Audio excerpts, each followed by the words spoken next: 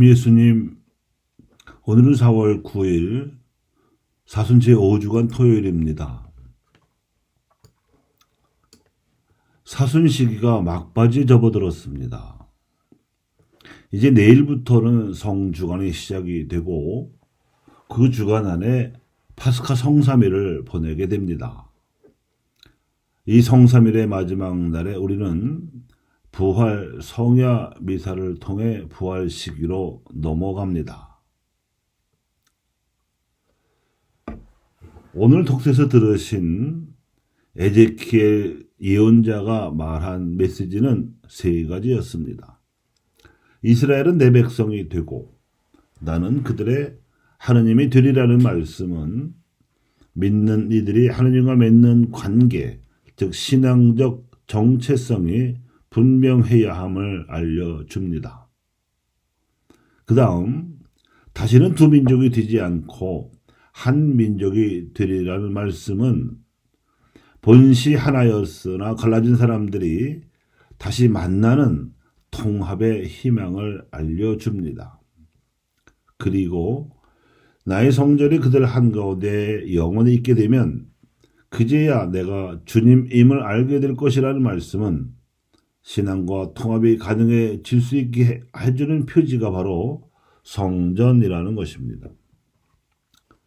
믿는 이들이 각자의 삶에서 하나님과의 관계를 회복하게 되면 신앙적 정체성이 뚜렷해져서 하나님의 축복과 은총을 가시적으로 누릴 수 있게 됩니다.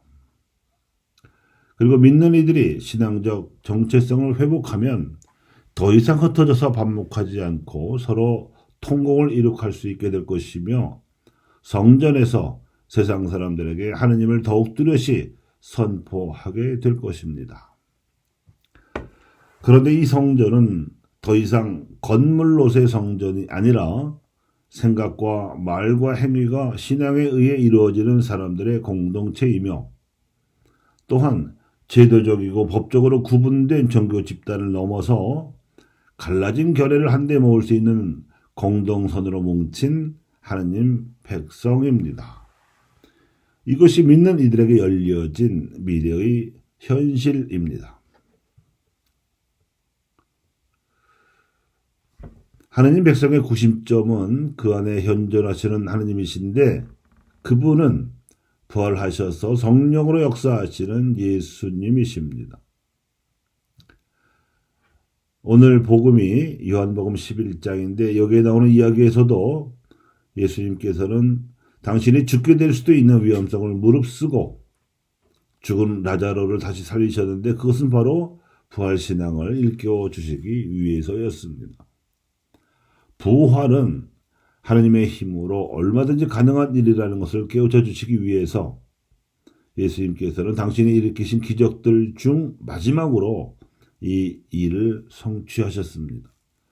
이는 당대의 제자들뿐만 아니라 우리 후대의 그리스도인들도 부활하신 당신께 대한 믿음으로 살아갈 수 있도록 길을 열어 놓으신 것입니다.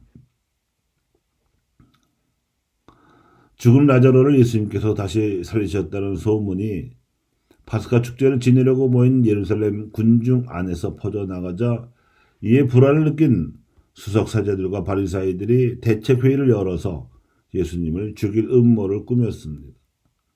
그들은 하느님을 경건하게 믿어온 사람들이라고 자부하면서도 결정적인 순간에 이렇게 하느님을 알아보지 못하고 대적하는 죄악을 저지르고 있었습니다.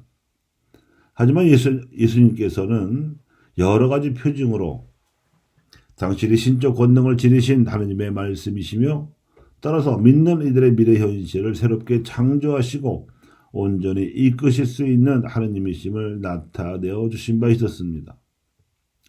요한복음서의 2장에서 11장에 이르기까지 예수님께서 일으키신 기적들이 모두 7가지인데 그게 그 표징들입니다. 가나의 혼인잔치에서 물을 포도주로 변화시키신 기적이 첫 번째요.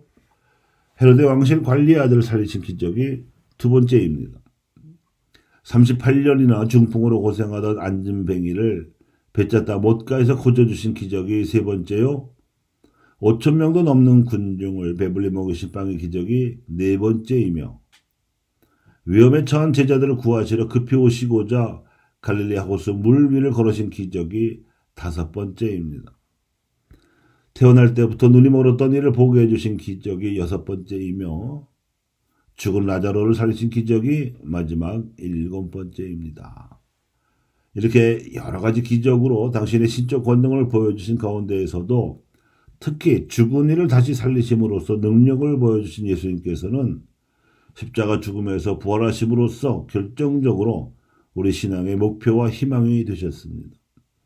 즉 우리가 하느님과의 관계를 새로이 하여 신앙적 정체성을 분명히 해야 할 목표는 부활하신 예수님이시며 그 신앙적 정체성을 통해서 믿는 이들이 서로 통공하게 될 것이고 이렇듯 믿는 이들의 통공으로 이룩되는 새 하느님 백성이야말로 하느님의 영광이 드러날 새 성전입니다.